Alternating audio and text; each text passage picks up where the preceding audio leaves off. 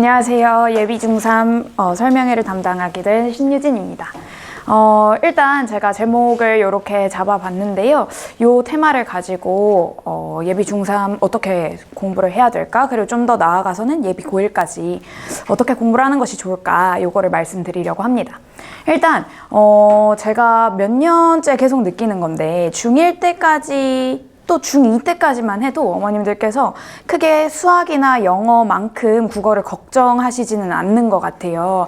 특히 중1 때까지만 하더라도 우리 아이는 무조건 100점 이렇게 생각을 하시는 것 같다가 중2, 중3 이렇게 올라가기 시작하면서 왜 점수가 조금씩 내려가지? 왜 들쑥날쑥하지? 이렇게 걱정을 하시는 것 같더라고요. 그래서 제가 왜 그럴까 저도 같이 고민을 해봤는데 제가 내린 결론은 뭐 여러 가지 요인이 있을 수 있겠지만은 얼렁뚱땅 공부를 해서 그런 것 같아요. 이제 아무래도 다 한국인이다 보니까 느낌이라는 게 있잖아요. 그래서 아이들이 수업 시간에 푼 거나 아니면 숙제로 푼 거를 가져와서 이렇게 검사를 맡을 때 제가 가끔 물어봐요. 너 이거 왜 답이 1번이야? 이렇게 물어보면 굉장히 많이 하는 이야기 중에 하나가 그런 것 같았어요. 왠지 이걸 것 같았어요. 여기 좀 문장이 이상하지 않아요? 이렇게 대답을 하더라고요. 근데 그렇게 해서 맞힐 수 있는 데는 제가 보기에는 좀 학년에 한계가 있는 것 같고 그것보다는 조금 더 꼼꼼하게 공부를 해야 하지 않나 이런 생각이 듭니다. 그래서 제가 이제 추구하는 바는 여기 써둔 칠칠하게, 칠칠한 공부를 하는 것이에요.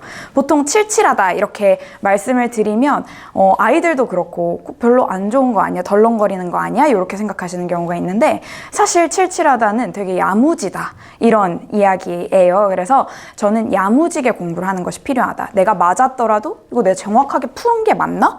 맞는 근거로 맞은 게 맞을까? 이런 것들을 한 번씩 체크하고 넘어가는 게 필요하다라고 생각을 합니다. 그래서 저 칠칠한 공부를 어떻게 하면 좋을지 설명을 드리도록 하겠습니다.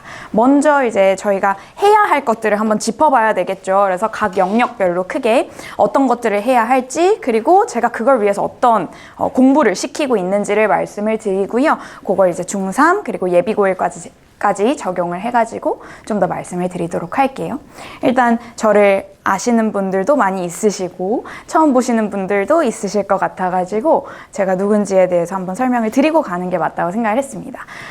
대곡초 대청중 숙명여고 이화여대 요렇게 소위 루트를 탔는데요. 제가 저거를 적어 놓은 이유는 아무래도 요 근방에서 저도 잘하고 공부를 했다 보니까 이 근방 아이들이 가지고 있는 고충이라든지 아니면은 뭐 저 대청중 나온 친구들의 경우에는 특히 선생님 때도 이랬어요? 선생님 때도 시험 이렇게 나왔어요? 막 이렇게 물어보면서 좀 더 유대감을 쌓아가는 데에도 도움이 되고 그다음에 아이들의 성적 고민뿐만 아니라 이런 생활 습관의 고민까지도 좀 같이 공유할 수 있겠다라는 생각이 들었습니다.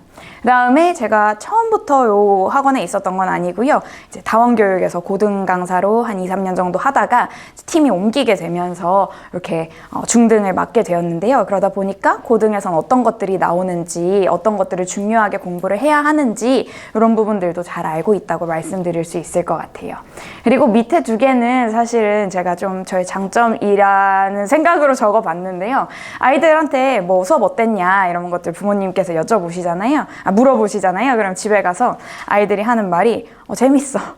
괜찮은 것 같아. 이런 얘기를 많이 한다고 하더라고요. 그래서 저는 공부도 재밌으면 좋다고 생각해요. 무조건 항상 재밌을 수는 없지만 좀 재밌으면 가는 것도 덜 부담스럽고 또 선생님이랑 친해지면 숙제도 좀 더 잘해가고 싶고 그렇잖아요. 그래서 아이들과 좀 소통을 많이 하려고 하는 그런 선생님이다. 이렇게 생각해 주시면 좋을 것 같습니다.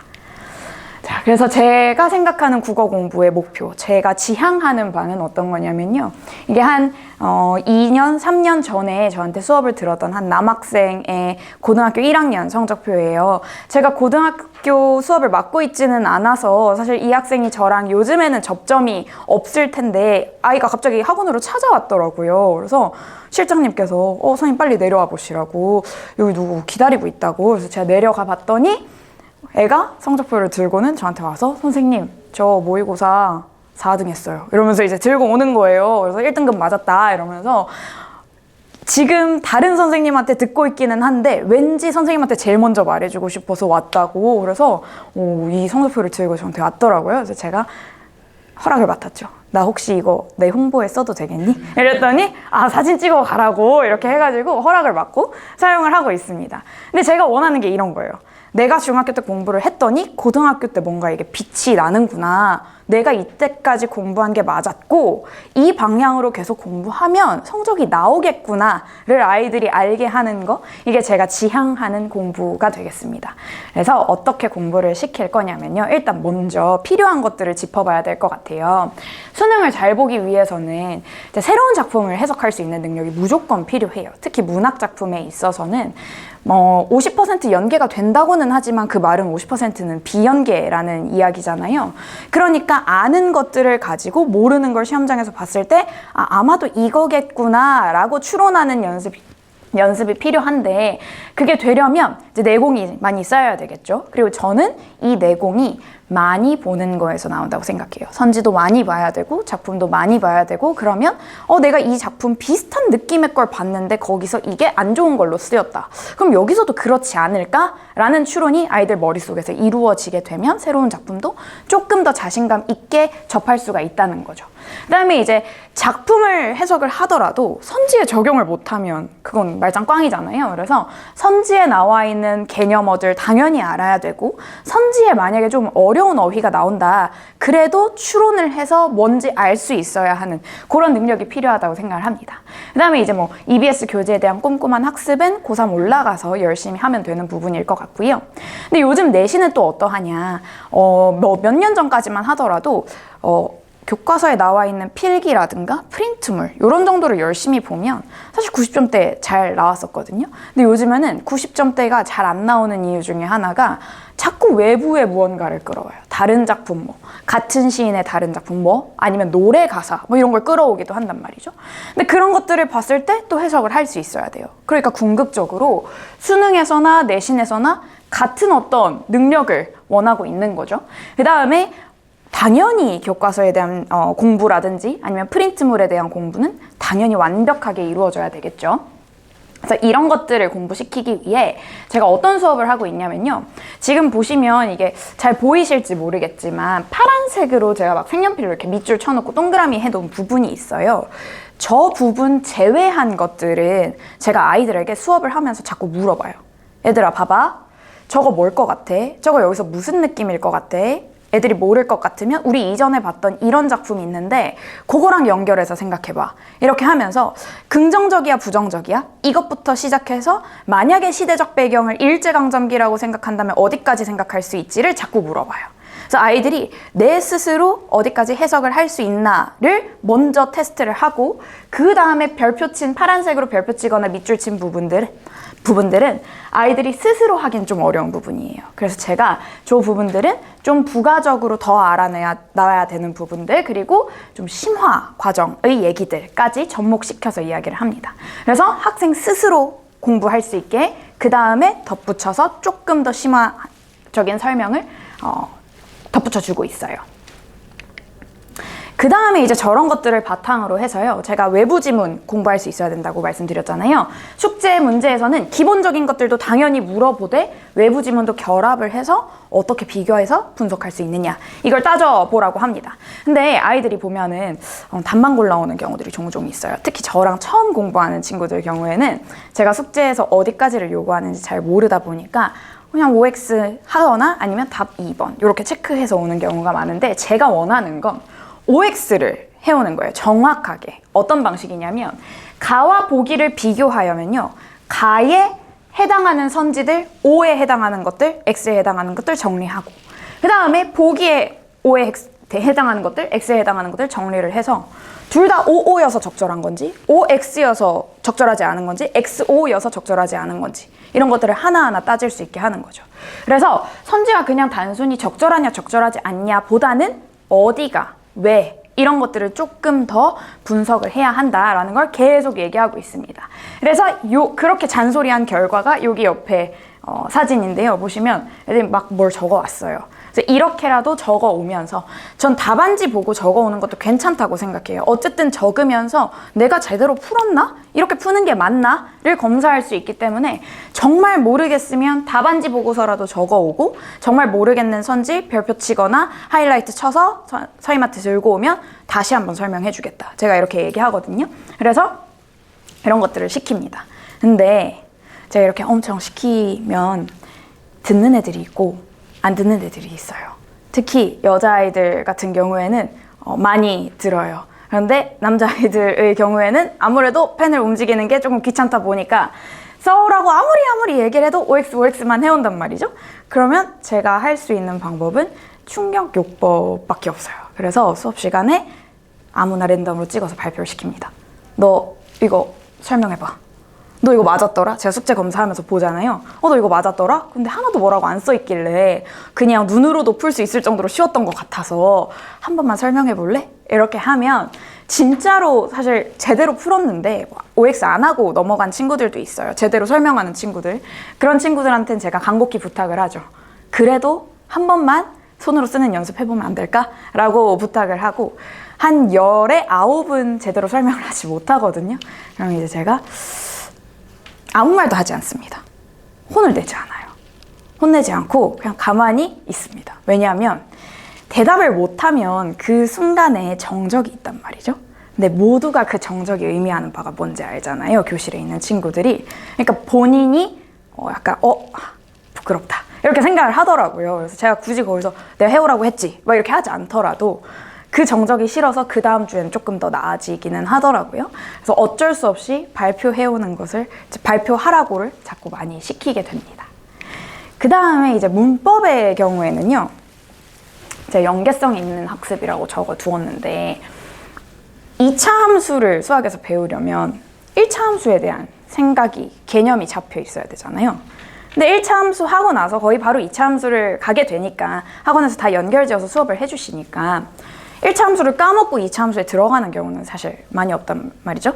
그런데 문법의 경우에는 특히 정규반을 안 듣고 이제 내신만 계속 듣는 친구들의 경우에는 중간에 뭐 1학기 중간고사의 문법을 봤어요. 1학기 기말고사의 문법을 안 봤어요. 그리고 2학기 중간고사에 다시 문법이 들어가는데 1학기 중간고사에서 배웠던 문법이 약간 2학기 중간고사에서 섞여서 나오는 거죠. 그러면 이 중간의 공백 기간 동안 다 휘발되어 버려요. 그래서 다시 1학기 중간고사에 했던 거를 연습을 해야 되는데 그러면 이것까지 하고 2학기 중간고사 범위도 해야 되니까 너무 부담이 누적이 되는 거예요. 그래서 저는 그 중간 기간 동안 정규반 6주, 7주밖에 안 되더라도 문법을 좀 계속 해보면서 머릿속에 용어라도 안 까먹게 하는 것이 필요하겠다라고 생각을 합니다. 그래서 이렇게 나왔던 개념들에 대해서 다시 한번 짚고 그걸 기반으로 예습을 하는 이런 공부를 저는 지향을 좀 하고요. 그래서 중1이 문법 개념 복습을 하고 중3에 올라가게 되면 중3에 또 내신에서 여러 가지 문장 구조나 이런 공부들을 하겠죠. 방학 때 해둔 걸 바탕으로 확실하게 이해하고 내신 대비 때 좋은 점수를 받으면 되는 거예요. 그래서 끊어지지 않게 공부를 하는 것이 문법에선 가장 중요하다 이렇게 말씀을 드릴 수 있겠습니다. 그래서 좀 복잡하기는 하지만 제가 이때까지 했던 것들을 쫙 적어봤는데요. 중2 문법에 대한 예습을 1, 2월을 했어요. 근데 중2 문법에 지금 아이들 대부분 시험 범위에 들어가는 발음과 그 맞춤법 이런 얘기들이 있거든요. 근데 거기 부분에 보면 형태소에 대한 얘기가 나와요. 근데 지금 현 중2 아이들이 공부하는 교과서에는 형태소에 대한 설명이 없어요. 빠져 있어요. 근데 형태소를 모르고 공부를 하게 되면 약간 겉도는 공부만 하게 될 것 같아서 형태소를 다시 한번 하고 여기에 조금 연장선으로 단어의 짜임이라고 해서 합성어, 파생어 이런 거 공부하는 것들을 얽어놨어요. 그 다음에 이제 5월에 가보면 중1 때 문법 나왔던 거 품사에 대한 내용을 복습을 했고요. 그 다음에 중3 문법에 보시면 명사, 대명사 이런 것과는 조금 다르게 주어, 목적어, 부사어 이런 게 나오는데 아이들이 이 두 가지를 굉장히 많이 헷갈려 한단 말이에요. 그래서 품사를 한번 복습을 하고 그걸 기반으로 자 이건 좀 이렇게 다른 거야 라고 설명을 해줬습니다. 그 다음에 7, 8월에는요. 요걸 조금 더 디벨롭 시켜서 방금 말씀드린 문장 구조와 관련된 것들 무슨 절, 부사절, 명사절 이런 것들을 공부를 시켰고요. 그 다음에 이제 10월, 11월에는 지금까지 한 것들 까먹었잖아요. 그래서 한 번 더 문법 복습하고 이제 어차피 기말고사의 중2 문법이 또 나올 테니까 그거에 대한 어떤 예습이라고도 볼 수 있겠죠. 내신 대비 조금 미리 할 겸 중2 문법 복습하고 그 다음에 중3 문법을 다시 한번 앞에 거부터 쫙 정리를 했습니다. 그래서 이렇게 계속 얽어나가는 공부가 필요하다라고 말씀드릴 수 있겠어요. 그 다음에 이제 독서는 어떤 공부가 필요하냐.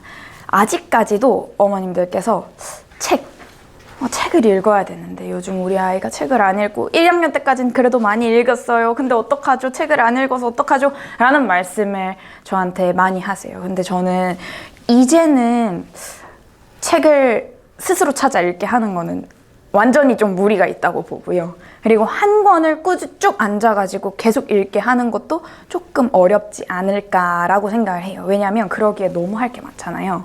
그러니까 아이들이 책을 읽고 싶어도 다른 거에 대한 부담이 너무 크니까 본인도 앉아서 읽어도 이게 뭐 글자가 들어오지도 않고 이런 상황이 되는 거예요. 그나마 소설이라도 좀 찾아 읽는 친구들은 소설 읽으면 나중에 문학 소설 공부할 때 좀 도움이 돼요. 그래서 괜찮은데 소설 읽는 것도 좀 부담스러운 나이가 돼버린 거죠. 그러면 저는 억지로 소설책을 쥐어주는 것보다는 또는 비문학책을 쥐어주는 것보다는 할 수 있는 상황 안에서 조금 긴 글을 읽어보는 연습이 필요하다고 생각을 합니다. 그래서 그게 도움이 되는 게 이제 비문학이라고 생각을 하고요. 아이들이 비문학 도서를 스스로 찾아 읽기는 참 어렵잖아요. 그러니까 비문학 지문을 여러 개 계속 읽혀보는 거예요. 대신 한 달에 한 영역을 파는 거죠. 그렇게 되면 아무래도 뭐 수능이나 뭐 모의고사나 이런 부분에서 좋아하는 어떤 개념들이 있다 보니까 그 개념들을 쌓아나갈 때 중복되는 부분들이 있고 그 중복되는 부분들이 마치 배경 지식처럼 쌓일 수 있게 되는 거죠. 그래서 저는 비문학 지문을 꼼꼼하게 읽어야 된다라고 말씀을 드리고 싶어요. 그런데 지금 중3 친구들에게 뭐 얼마나 맞았냐, 5문제 중에 몇 문제를 맞았냐 이런 건 사실 중요하지 않고요. 내가 제대로 풀어서 맞았냐가 더 중요할 것 같아요. 그래서 맞은 문제도 저는 무조건 해설지를 보라고 하거든요. 제가 뭐 원하는 대로 또는 아니면 출제자가 원하는 대로 잘 분석을 해서 풀었는지를 체크해 봐야 된다는 거죠. 그래서 철학, 법학, 경제학, 과학, 기술 등 아이들이 기피하는 영역만 제가 앞에 써놨는데요. 이런 영역들까지 모든 영역을 문제풀이보다는 문단별 요약도 해보고 그 다음에 정답지 보면서 제대로 된 근거로 맞았나 이런 것들을 파악하는 위주로 배경 지식을 쌓는다는 느낌으로 읽어나가는 공부가 필요하다. 이렇게 말씀드릴 수 있겠어요. 그래서 보시면 전자상거래 소비자보호법에 대해서 저희가 진도를 나갔어요. 수업 시간 안에 시간 재서 풀기도 하고요. 문제 뭐 분석도 다 하고 요약도 다 하거든요. 그럼 요거에 대한 비슷한 내용을 숙제로 이렇게 내줘요. 그래서 아이들이 이렇게 문단별로 요약도 해올 수 있도록 마련을 해서 주는데 요 내용과 요 내용이 얼추 비슷해요. 그래서 실제로 아이들이 뭐라고 했냐면 이거 진도 나가고 숙제로 요게 나가니까 그 다음 주에 왔을 때 선생님 근데 수업 시간에 진도 나간 내용이랑 되게 비슷하던데요? 라고 얘기를 했어요. 근데 그게 제가 원하는 바예요. 그렇게 해서 그 얘기를 하는 이유는 그게 기억에 남았다는 거고 일단 수업 시간 한 내용이 그리고 그게 기억에 남아있으면 이걸 풀 때 훨씬 시간도 단축이 되고 아 내가 이걸 아니까 이게 풀리는구나 좀 더 쉽게 풀리는구나 를 아이들 스스로 체감하는 거잖아요. 그래서 저는 그 대답이 제가 딱 원하는 대답 반응이었어요. 그래서 아이들이 이렇게 숙제를 받으면 이 방식으로 요약을 해오게 됩니다. 근데 또 마찬가지예요. 딱 보기에도 조금 귀찮아 보이잖아요. 그래서 이제 아이들이 머리가 크고 나서 잘 안 해오더라고요. 요약 숙제를 자꾸 여기만 빼놓고 뒤에 문제만 풀어와요. 그리고 문제는 맞았대요. 그래서 들고 와서 선생님 저 요약은 안 했지만 뒤에 푼 거 다 맞기는 했습니다. 이렇게 얘기를 하는데 저는 야 문제를 안 풀더라도 요약을 해오는 게 나는 더 좋다라고 하면서 남아. 이렇게 되는 거죠. 그래서 남아서 여기까지 다 하고 저한테 검사 맞고 그 다음에 제가 조금 테스트도 해요. 너 이거 설명해봐 나한테 이렇게 해가지고 이거 왜 답이 그럼 이거야? 왜냐면 요약을 안 하고 문제만 풀었다는 건 사실 안 읽고 답의 도움을 좀 받았을 수도 있는 거잖아요. 그래서 너가 읽은 거 바탕으로 왜 3번이 답인지 설명해봐 이런 것도 또 이제 질문을 하고 넘어갑니다. 그래서 이제 저는 이런 방식으로 좀 칠칠하게 공부를 하는 것을 지향하고 있는데요. 그걸 바탕으로 짠 예비 중3 커리큘럼은 다음과 같습니다. 일단 1, 2월에는 방학 기간이다 보니까 아이들이 뭐 특강으로 바쁘기도 하겠지만 좀 흐름 있는 공부가 가능해요. 그래서 고전문학을 한번 쫙 공부를 할 예정입니다.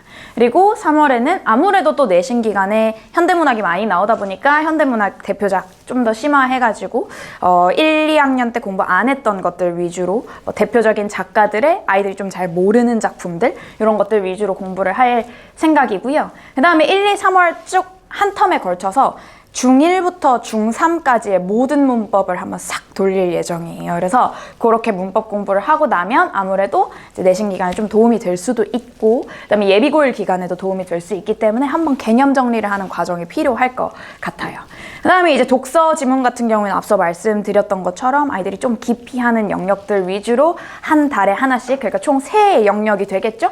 3 영역 공부를 할 거고요. 그다음에 어휘 같은 경우는 기존의 그 재원생 어머님들께서는 알고 계시겠지만 저희가 한자어, 관용 표현, 속담, 사자성어 이렇게 구성을 했었거든요. 근데 이제는 속담이랑 사자성어의 경우에는 크게 이제 내신 기간에 많이 나오지도 않고 수능에서도 그걸 많이 물어보는 추세는 아닌 것 같고, 또 1, 2학년 동안 엄청 열심히 외워왔기 때문에 그건 조금 빼고 문학이랑 문법 개념어 위주로 좀 아이들 테스트를 해보려고 합니다. 그래서 숙제에 이제 이 문학 개념이 뭔지, 그다음에 이 문법 개념이 뭔지에 대해서 확실하게 암기하고 쓰는 그런 시험을 보게 될 거예요.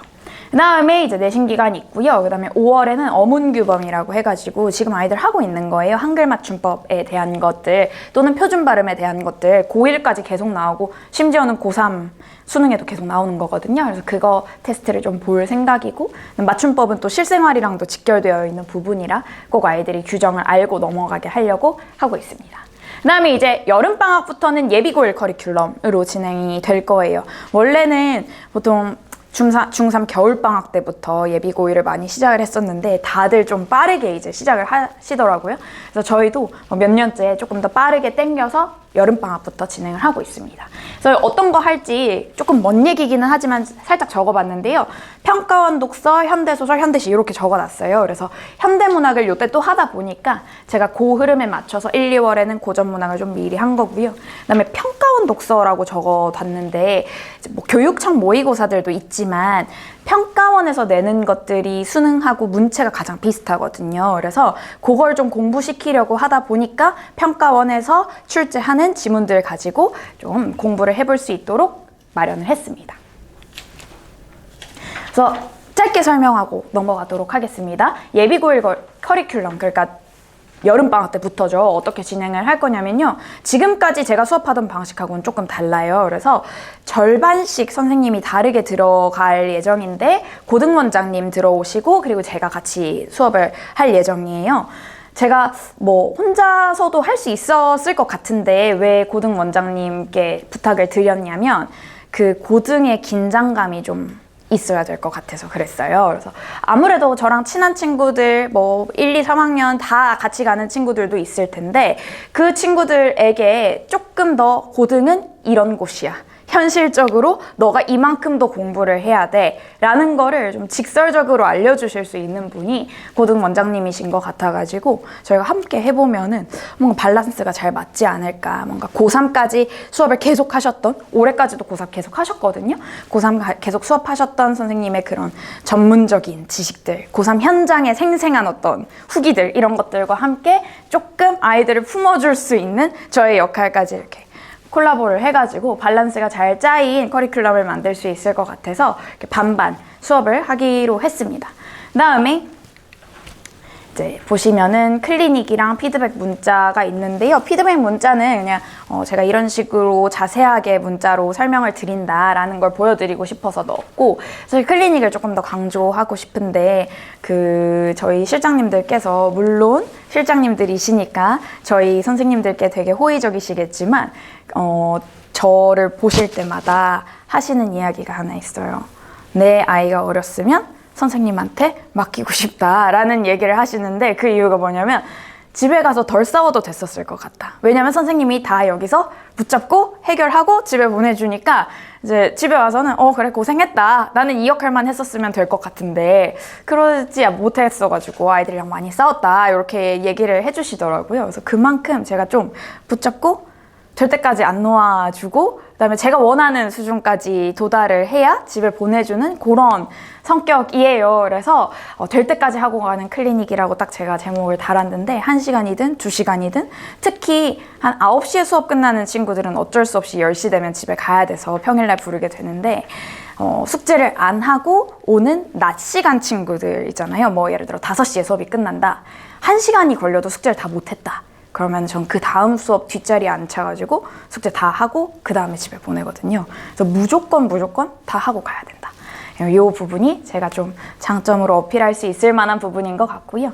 그 다음에 수업 규칙을 좀 잡아놨는데요. 사실은 요 내용들은 어머님들보다는 제가 아이들하고 조금 더 얘기를 해야 될 부분인 것 같기는 해요. 그래도 어머님들께서 또는 아버님께서 가서 전달해 주시면 저는 좀 더 좋을 것 같아서 말씀을 드립니다.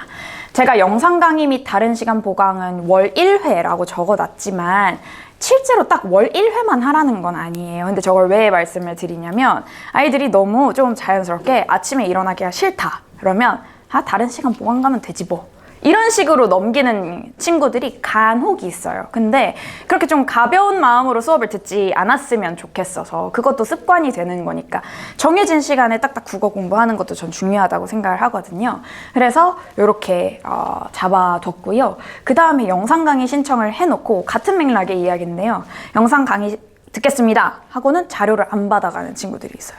제가 아무리 연락을 하고 전화를 하고 해도 이제 저 안 받아가서 오늘 단어 못 외워왔어요. 이런 친구들이 있거든요. 그래서 그런 친구들의 경우에는 그래? 너가 안 받아갔어? 근데 우리 받아가는 게 규칙이었잖아. 그러니까 남아서 너가 다 외우고 숙제도 하고 그러고 가. 영상도 보고 가. 이렇게 할 수 있게끔 약간의 의무 조항을 넣으려고 기록을 해봤습니다. 그 다음에 결석 시에도 마찬가지예요. 저 지난주에 결석해서 그냥 왔는데요. 이거 없이 단어라도 무조건 외워서 오기, 개념어라도 무조건 외워서 오기 이렇게 정해놓으려고 하고요. 그 다음에 가끔 보면 이제 아이들이 머리가 커가지고 그 꼼수라고 하죠. 꼼수를 조금씩 부리는 친구들이 있어요. 특히 무선 이어폰이 생긴 이후로 그렇게 후드 모자를 쓰고 다녀요. 여기 보면은 하얀색이 꽂혀 있어요. 아니면 까만색이 이렇게 꽂혀 있단 말이죠. 안 보일 거라고 생각하지만 여기서 또 다 보이잖아요. 그래서 제가 한 번은 후드 모자 싹 다 벗어 이렇게 했더니 굉장히 이렇게 고개를 숙이면서 갑자기 이렇게 쓱 빼고는 아닌 척 이렇게 하더라고요. 그래서 제가 그때 이후로 야 후드 모자 다 안 돼. 캡 모자는 차라리 괜찮아요. 왜냐면 뭐 조는 것도 캡 모자 쓰고 있어도 여기서 다 보이고 그런 걔는 귀가 노출이 돼 있잖아요. 캡 모자는. 근데 후드 모자는 그게 안 되거든요. 그래서 제가 무조건 후드 모자 다 벗으라고 했고 이걸 아예 의무 조항으로 넣으려고 합니다.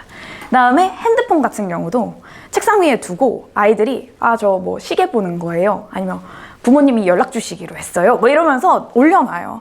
근데 시계를 보는 것만이면 좋은데 시계를 보다 보면 그 밑에 인스타그램에서 누가 좋아요를 눌렀다는 것도 보이고 누가 카톡을 보냈다는 것도 보이고 하잖아요.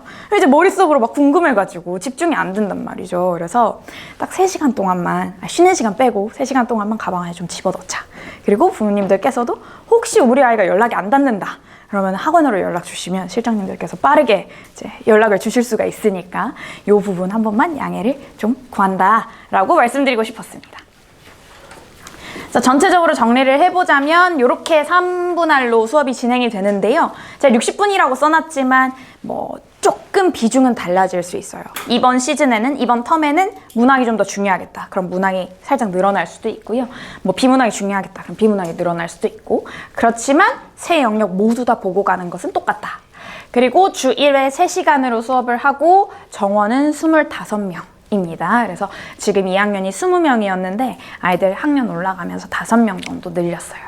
그리고 정규반 개강일은 크리스마스 지나고인데 역삼중 같은 친구들은 12월 5일 정도면 다 끝난단 말이죠, 시험이. 그래서 조금 놀게 생기기는 했는데요. 막 개포중은 15일 날 시작이고 이러다 보니까 그 내신 수업 편차가 너무 커가지고 제가 어쩔 수 없이 좀 뒤로 미루게 됐습니다. 근데 좀 쉬고 와서 이때부터 빡세게 공부를 해보는 것으로 하면 좋을 것 같아요. 그리고 과제 분량은 제가 생각하기에는 한 뭐 2시간 안으로 다 끝낼 수 있을 것 같아요. 그래서 아이들이 아침에 일어나가지고 숙제해오고 이런 경우도 많기는 하던데 좀 짧게, 그러니까 오래 걸리지 않는다고 하더라도 나눠서 공부해오면 제일 좋을 것 같기는 합니다. 그 다음에 어휘암기 테스트가 있고요. 그 다음에 마지막에 이제 당일 수업한 내용에 대한 확인 테스트가 있어요. 이것도 많이 질문을 주시던데 왜 복습 테스트가 아니라 당일 공부한 내용을 시험을 보느냐. 오늘 공부를 했는데 오늘 이해를 못했어요. 그러고 나서 집에 갔어요. 숙제를 해야 돼요. 근데 나는 이해를 못한 걸 내 스스로가 알아. 그러면 당일날 공부하기가 당연히 싫겠죠? 미룹니다. 그러면 그 학원 가는 당일이 됐어요. 안 그래도 이해가 안 됐는데 다 휘발돼서 없어져 버리면 의지할 수 있는 게 다 그래서 답지만 열심히 베끼다가 오게 될 것 같아서 그날 공부한 내용 테스트를 보고 그 다음에 만약에 점수가 안 좋으면 남아서 너 이거 왜 이렇게 점수가 안 좋지? 나랑 같이 보자. 이거 문학을 엄청 많이 틀렸네? 문학 이걸 왜 많이 틀렸어? 졸았어? 필기 가져와봐 하면서 이제 총괄해가지고 다 검사를 하게 되는 거죠. 완벽하게 알고 집에 가야 조금 숙제를 하는데도 수월하지 않을까 싶어가지고 당일 수업한 내용 확인 테스트를 보게 되고요. 그 다음 복습 내용이 좀 한두 문제 정도는 들어갈 수 있습니다. 그래서 예비중일 시간표는 저희가 이렇게 잡아보았는데 일단 평일반이랑 토요일반에 4% 반이 있고 나머지 반들은 1% 반으로 깔아놨고요. 어쩌면 추가 개설이 될 수도 있겠지만 일단은 이런 상태다라는 거 생각해 주시면 좋을 것 같아요. 혹시 재원생 어머님들, 아버님들 계신다면 여기 4% 반이었는데 1% 반에 들어올 수 있는 친구들, 좀 잘하는 친구들이 저희 학원에 많이 몰리다 보니까 1% 반에 대한 수요가 좀 더 늘어나서 반을 좀 바꿔봤습니다.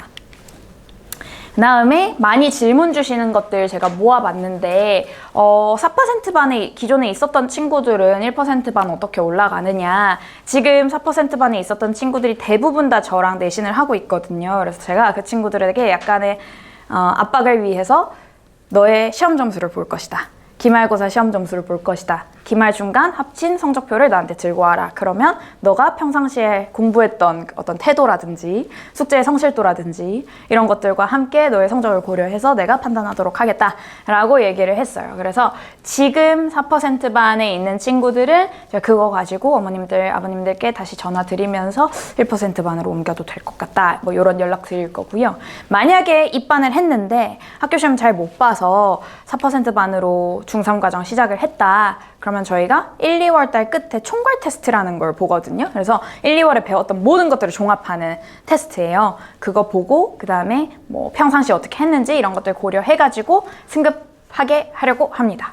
그 다음에 지금 잠깐 말씀드렸지만 입반 같은 경우에는 성적표로 볼 생각입니다. 그래서 만약에 뭐 제가 지금 담당하고 있는 내신 학교가 아닌 경우에는 시험지랑 같이 보내주시면 감사하겠고, 뭐 대청이라든지 역삼이라든지 개포라든지 제가 지금 담당하고 있는 학교의 경우에는 어차피 시험지를 제가 받을 테니까 그 부분은 시험지는 보내주지 않으셔도 되고 나이스나 통지표 나온 것들 저한테 보내주시면, 학원으로 보내주시면 그거 점수랑 뭐 시험 난이도 이런 거 고려해서 1%, 4% 연락드리도록 하겠습니다.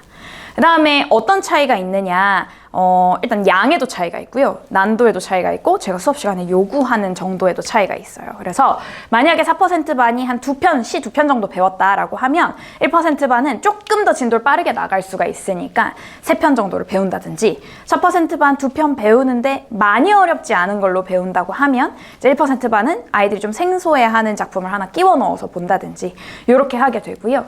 그 다음에 숙제 양도 조금씩 한 10문제 정도 차이가 나게 놓고 있고, 수업 시간에도 제가 좀 더 많이 이렇게 시키고 그 다음에 아이들에게 야, 고등학교에는 이렇게도 나와, 이런 어려운 표현도 가능해를 1% 반에서 조금 더 많이 얘기한다 생각해 주시면 좋을 것 같아요.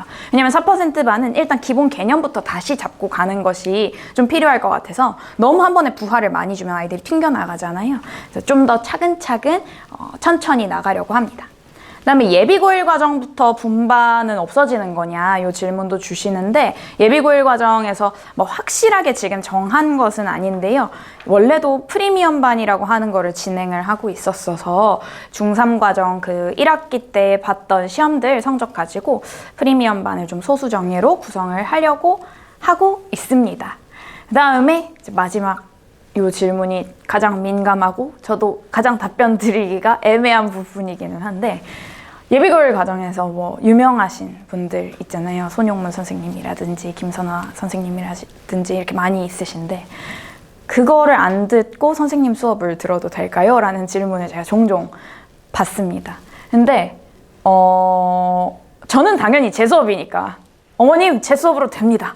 제가 정말 꼼꼼하게 잘 관리할 수 있습니다. 특히 저랑 오래 본 친구들, 중3이 한 학기 한 친구들도 제가 뭘 못하고 뭘 잘하는지 옆에서 누구보다 잘 봤지 않습니까? 완벽하게 관리할 수 있습니다. 이렇게 막 계속 말씀을 드려요. 안심을 시켜드리고 하는데, 근데 그래도 궁금하신 분들은 한번 듣고 오시던지 아니면 들으러 가시던지 하시더라고요. 그래서 저도 사실은 아니에요. 어머님 무조건 제 수업 들으세요. 이렇게 말씀드리고 싶지는 않아요. 왜냐면 더 잘 맞는 수업이 있을 수도 있는 거니까 들어볼 수는 있되 저도 손용문 선생님 수업을 들었던 사람이거든요. 그러니까 그때부터 계속 손용문 선생님이 뭐 열심히 잘 해오시고 계시다는 얘기겠죠. 근데 다만 대형 강의잖아요. 근데 아이들은 대형 강의에 가서 잘하는 친구들도 있지만 그 흐름에 그냥 쓸려갔다 오는 친구들도 무조건 있기 마련이란 말이죠. 만약에 그런 것들이 좀 걱정이 된다 하시면 저희 쪽으로 보내주시면 저희가 좀 더 밀착해서 잘 수업을 할 수 있다라고 장담을 하고 싶습니다. 그래서 네, 간단하게 말씀을 드렸고요. 혹시 이런 내용 말고 다른 질문이 있으실까요? 궁금하신 부분들이.